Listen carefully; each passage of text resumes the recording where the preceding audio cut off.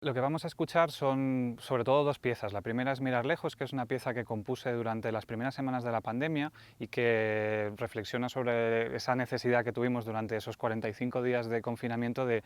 poder mirar más lejos de nuestras ventanas y todo, sobre todo los que vivimos en ciudades, los que no podíamos dejar perder la mirada en el horizonte y la pieza giraba en torno a esa posibilidad que yo, que vivo en Valencia, por ejemplo, lo primero que hice cuando pudimos salir fue irme a la playa a ver ese horizonte, ¿no? Entonces aquí encajaba muy bien porque precisamente es un sitio donde realmente hay un horizonte muy amplio y esa era la idea poética detrás de la pieza. A nivel musical es una pieza hecha con piano y electrónica y evoca esa necesidad de silencio, esa necesidad de relajar la mirada y de salir un poco de ese estrés doméstico en el que nos sumimos. Para mí estar en Música Insegura, por un lado a nivel personal me parece fascinante porque trabajar en este tipo de contextos para mi música es primordial porque tiene mucho sentido a muchos niveles estéticos, auditivos y de forma de enfrentarse a la naturaleza a través de la escucha,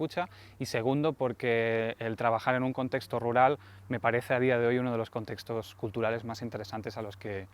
enfrentarse a nivel como reto, sobre todo en prácticas artísticas poco convencionales como las que yo hago.